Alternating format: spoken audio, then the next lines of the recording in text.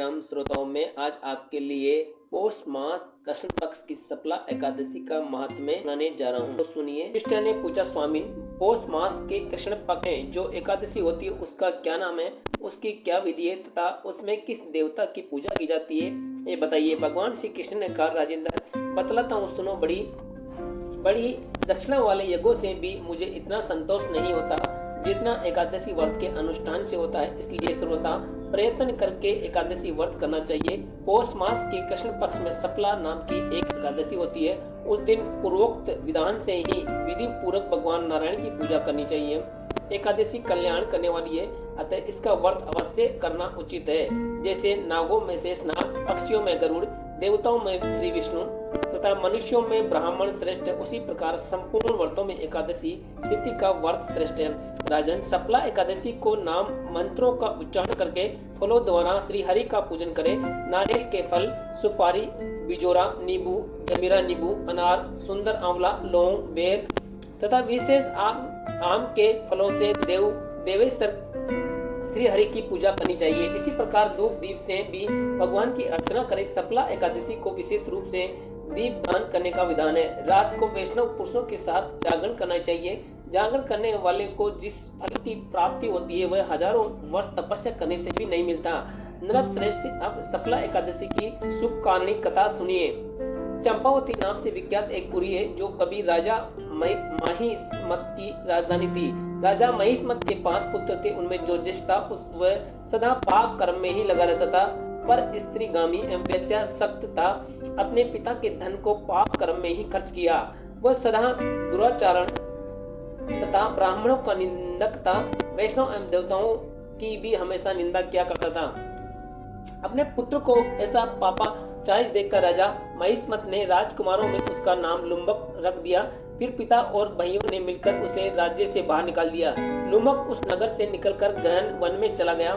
वहीं रहकर उस पापी ने प्राय समुच्चय नगर का धन लूट लिया।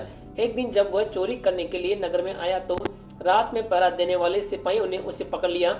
किंतु जब उसने अपने राजा का महिष्मत का पुत्र बतलाया तो सिपाहियों ने उसे छोड़ दिया। फिर वह पापी वन में लौट आया और प्रतिदिन मांस और वृक्षों के फल खाकर जीवन निर्वाह करने लगा। उस दुष्ट का विश्राम स्थान पीपल वृक्ष के निकट था। वहाँ बहुत वर्षों का पुराना पीपल का वृक्ष था। उस वन में वह वृक्ष एक महान देवता माना जाता था। पाप बुद्धि लुम्बक वहीं निवास करता था। बहुत दिनों के पश्चात एक दिन किसी संचित पुण्य के प्रभाव से उसके द्वारा एकादशी के व्रत का पालन हो गया।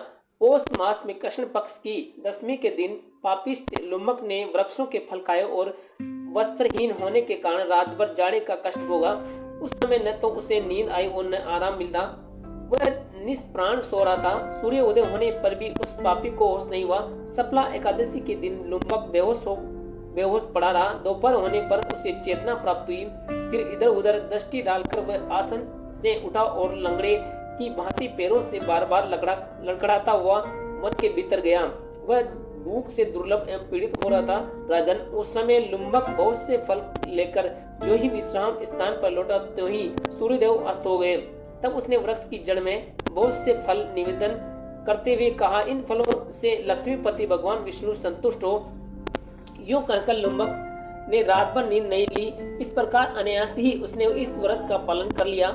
उस समय सहसा आकाशवाणी हुई, राजकुमार, तुम शुक्ला एकादशी के प्रसाद से राज्य और पुत्र प्राप्त करोगे।